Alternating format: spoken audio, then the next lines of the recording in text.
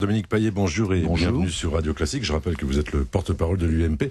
On vit depuis 2 mois une période tout à fait extravagante, passionnante et dangereuse. Je voudrais savoir comment un homme politique vit ça, c'est-à-dire qu'on voit bien les angoisses d'un boursier, les angoisses d'un industriel, mais il y a tellement de choses qui ont l'air de se recomposer politiquement, intellectuellement, idéologiquement, ces temps-ci, que ça doit être assez intéressant. Écoutez, un homme politique d'abord partage l'angoisse de nos concitoyens, les angoisses de nos concitoyens, qui sont parfois des angoisses sectorielles, mais également des angoisses générales, collectives, et puis surtout on voit bien le président de la République se battre sur ce terrain, avec succès d'ailleurs, essaie de construire d'ores et déjà l'avenir, pour donner des perspectives à ces mêmes concitoyens qui sont souvent désemparés.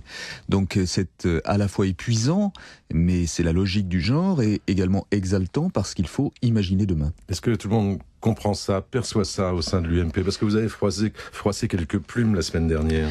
C'est très compliqué parce que la vie d'un parti politique, c'est aussi la cohabitation de quelques hommes et femmes qui ont des nuances d'appréciation.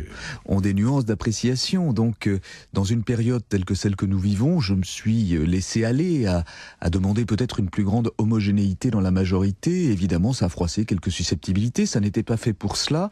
Et simplement, j'ai noté que les vieux démons n'étaient pas encore totalement abandonnés. Quand par exemple les députés sont pas chauds pour la prime transport ou... C'est l'exemple sur lequel je m'appuyais. J'ai beaucoup travaillé avec Pierre Megnery et je sais son intérêt pour une augmentation du salaire direct, mais nous n'en sommes pas maîtres de cette augmentation.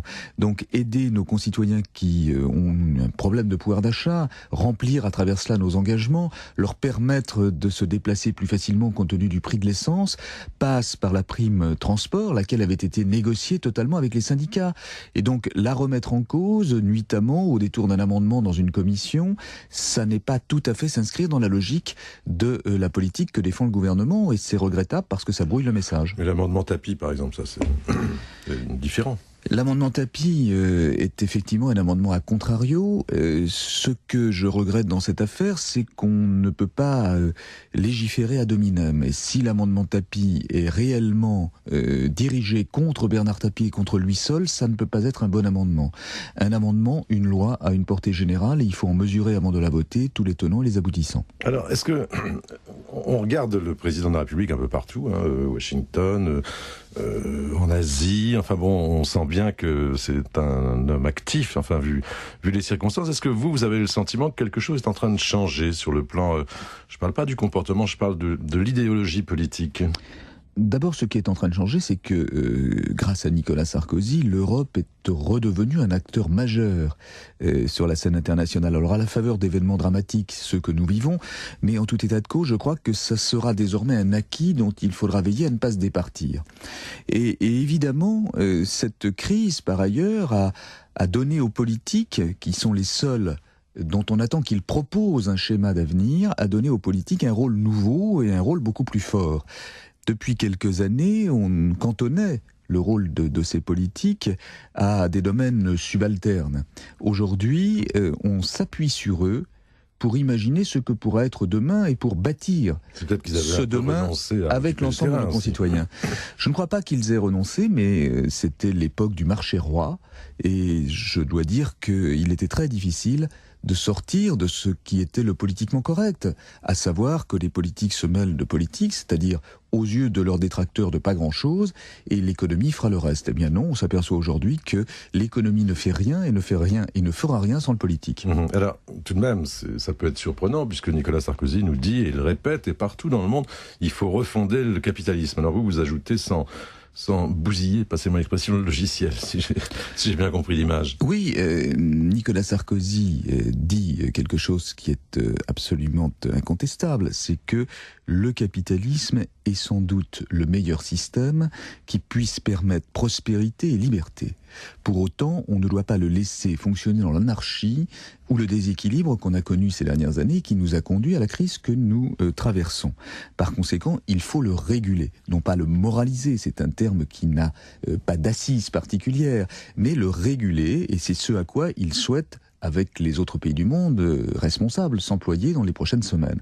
Alors il faut évidemment veiller, croiser les doigts, pour que cette régulation, ce nouveau système que nous devons mettre en place, toujours sur la base du capitalisme et de l'économie de marché, eh bien, voit le jour le plus rapidement possible parce qu'il y a urgence. Mais il y a des discussions, par exemple sur le plan économique, enfin on consulte, y compris le gouvernement, enfin on consulte des gens qui sont de gauche par exemple, qui sont connus comme tels sur le plan économique. Bien sûr, mais je crois qu'il y a là une certaine logique. Tous ceux qui se sont ralliés de manière lointaine ou proche à l'économie de marché ont forcément quelque chose à dire, lorsque c'est leur domaine de compétence, sur l'évolution de cette même économie de marché.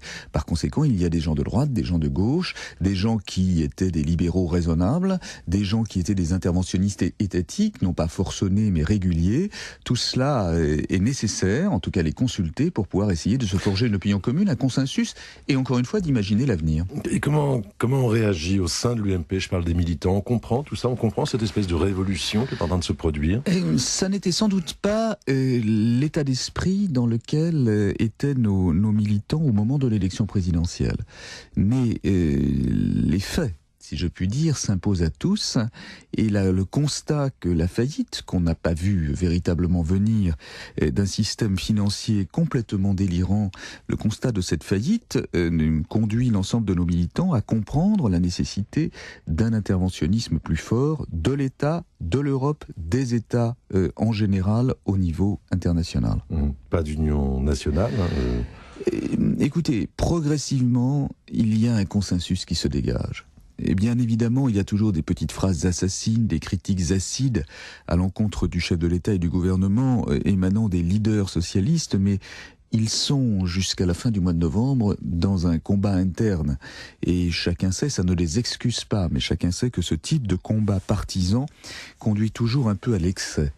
Nous verrons bien au lendemain du congrès de Reims. Ce que je note quand même, c'est qu'à travers les votes au Parlement, les positions adoptées ici et là, il y a cette esquisse de consensus qui se dégage. Vous êtes en train de me dire qu'on peut attendre encore un peu d'ouverture de la part du président de la République? Alors écoutez, je crois que au-delà des hommes, il y a aujourd'hui une ouverture très réelle vis-à-vis de ceux qui ne partagent pas tout à fait les idées du président, les idées de l'UMP, mais qui sont conviés à la table de la réflexion pour essayer de bâtir le monde de demain. Donc oui, on peut s'attendre à de l'ouverture, même si elle ne se traduit pas par des ministres de gauche complémentaires. Alors, vous êtes porte-parole de l'UMP, on est en France. Je voudrais tout de même avoir votre point de vue sur... On va voter dans 8 jours aux États-Unis pour se choisir un président. Là aussi, il y a une espèce de révolution, une révolution d'hommes, mais aussi une révolution liée aux circonstances économiques. Comment vous regardez cette campagne? Vous avez un favori? Écoutez, moi je trouve que pour le monde, la victoire de Barack Obama serait véritablement un symbole extraordinaire. L'accession d'un homme de couleur à la tête de ce qui reste encore la plus grande des puissances économiques et politiques du monde actuel aurait, à mon avis, toujours sur le plan des symboles, l'effet d'une véritable révolution et changerait de beaucoup les choses dans le courant des années qui viennent. Pour autant, même si à ce titre-là je soutiens Barack Obama, je crois que rien n'est acquis et qu'il faut attendre le résultat du scrutin pour essayer de discerner ce qui va effectivement changer. Mais sur le plan économique, qui nous stresse beaucoup en ce moment, à votre avis? La réalité des faits, c'est ce que je disais tout à l'heure, s'impose aux dirigeants, quels qu'ils soient, et les solutions les plus pragmatiques sont pour eux une obligation. Par conséquent, Barack Obama ou John McCain, je crois qu'il y aura, que ce soit l'un ou que ce soit l'autre, de grandes similitudes dans ce qu'ils feront ou ce qu'ils auraient fait. On a eu le sentiment, quand Barack Obama est venu à Paris, enfin très peu de temps, mais il a rencontré le président de la République, on a l'impression que le courant est bien passé entre ces deux-là. Ce sont des gens, des hommes jeunes, de la même génération, dont le dynamisme est avéré, dont la créativité est effectivement une des grandes qualités. Par conséquent, je ne crois pas trahir un vrai secret en disant que le président Sarkozy a un très bon fit avec Barack Obama. Eh bien, on attendra 8 jours de plus. Je vous remercie Dominique Payet. Bonne journée.